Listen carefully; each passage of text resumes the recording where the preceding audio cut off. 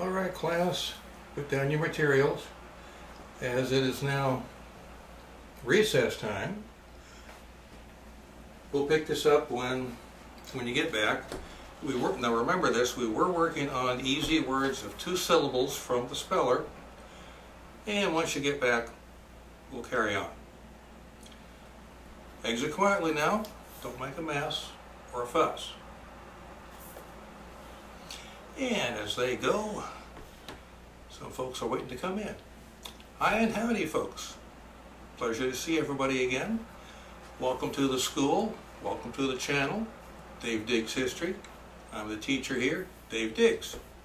But you don't have to call me Mr. Diggs. Dave is just fine. Have a seat once again. If there's any new folks among you, welcome. If this is your first time here, thank you for coming. And let's get right down to business before they come back from recess. When I was working at the 3rd Century Living History Park in Virginia that I've mentioned time and time again, and for you new folks, that's your first time, probably won't be the last, the visitors would have lots of questions. Certain questions kept getting repeated over and over again. Aren't you hot? Being one of them. Where's the bathroom? Being another. And in the schoolhouse in particular, every so often somebody would raise a hand and ask, what's that? And they're pointing to this right here. Well, they asked a question I have to answer, and I could always tell by the smirks on their faces, their phraseology in asking the question, and certain other little pieces of body language about how old they were.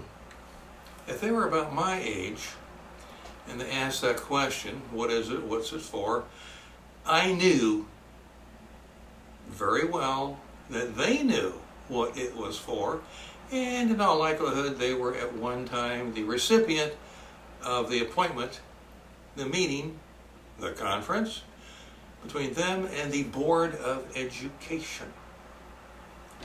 And so I would explain what it's for. Sometimes they might share stories of what happened when they were at the business end. I too, in my youth, have been there. Enough said about that. You don't have to worry about it. But let's see, let's go this over. This is the Board of Education, sometimes called a whooping stick, not a beating stick. I ran into a lot of pushback from people who objected to us beating the children. We don't do that. It's not a beating. A whooping and a beating, they're entirely different. Having had one, I know.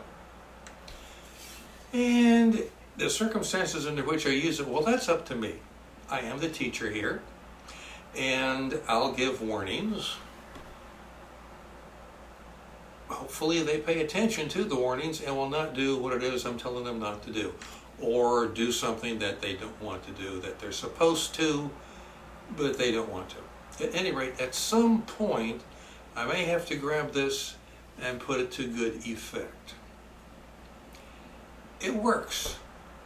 It works.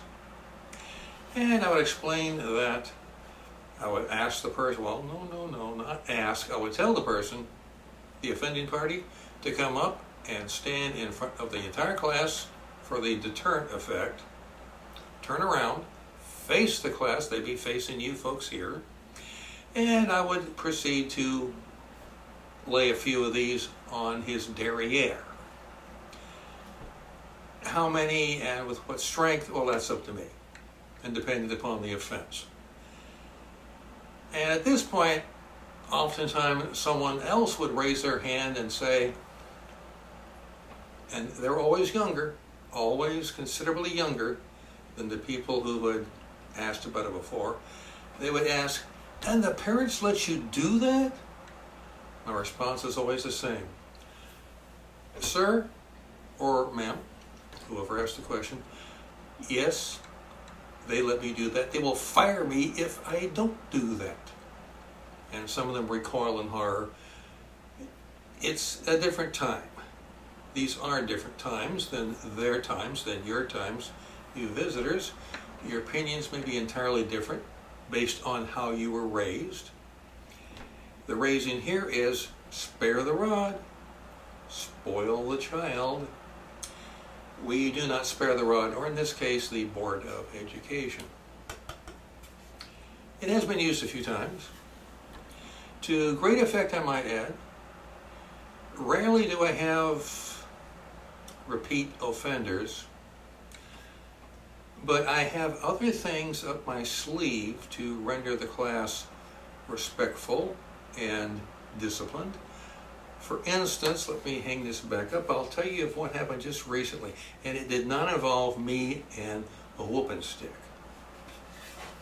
You might get a laugh at this. I'll just put it down here. As you know, if you've been following the channel for a while, part of my pay is represented by staying with the families of my students, since here there is no place to live.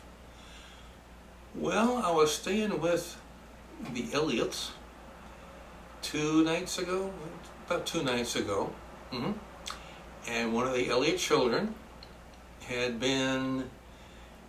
he was making himself, he was a pain, he was a terror, he was a little devil. And after repeated warnings, I laid one onto him, maybe 2 or 3. And this had been going on with him and his attitude for several days, and it was disrupting the class. The other students were not getting their full benefit of the education. Well, that same night was the first night that I was to be staying with the Rays. If you remember, I go from house to house to house, spending about a week. It's whatever the contract says. And I was at the dinner table, supper table. This is the South. We do supper here. I was at the supper table, and little Mr. Ray was sitting directly across from me. I was to the right of Mr. Ray. It's sort of the place of honor. I am the guest after all. And during the course of supper, Mr. Ray asked me a question. "Mr. Diggs," he said, "how's my boy been in school?"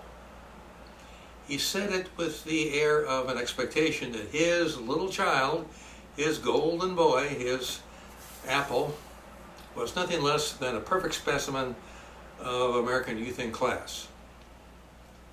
And I had to respond to him carefully. I gave it a moment's thought, and I was looking at little Mr. Ray there, and watching him mentally squirm. And so I told Mr. Ray, "Well, your boy in my class is proving, he's a challenging sort, shall we say. He's very stickler, he's a stickler for opinions, particularly his own." I tried to phrase it as ambiguously as possible, but still getting the underlying read between the lines message in. And I'm watching little Mr. Ray try very so hard to shrink into his boots. Supper concluded. It was quite a nice supper. Mrs. Ray, she's a very good cook. I always like staying with them. And after supper, myself and Mrs. Ray's father, Grandpa, went and played checkers over by the fire. We played, I think it was, he won 2 games, I won 1, it's 3 games. And Mr. Ray and little Mr. Ray, they disappeared. My attention was focused on the checkers game, so I really wasn't paying too much attention on their absence. But when the checkers game was over, and I noticed, there should be 2 other people here. I wonder where they could be. I wonder. Well, the very next day in class, if you recall, we have benches here. It's a money thing. Here comes Mr. Ray, little Mr. Ray, and he's got looks like a piece of fabric with him, soft cotton fabric. He folds it up, puts it down on the bench, and carefully plants his bottom on the bench. I think I know what happened to him. I think you know what happened to him. I think everybody in class knew what happened to him. And he was as good as gold for the rest of the day and the day after. And today, he's been a little angel.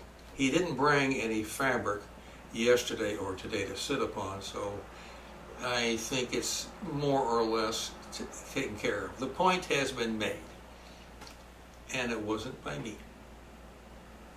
That's all we have for today. I hope you have been good students.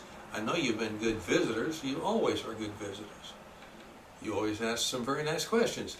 And one of them is not, are you hot? But one day we will address that question because there's a whole chapter of information in the answer to that question, are you hot? But until that time happens, thank you very much for coming. It's always a pleasure to see you. You could have been doing something else, but you came here instead, and I'm very flattered by that. Many thanks to you. Until our paths meet again, I have the honor to remain your most respectful and obedient servant, Dave Diggs, coming to you again, as always, from a long time ago. Do take care of yourselves, and we will see you at the next episode. I think it's that time. If you'll excuse me for one moment, I'll go get them.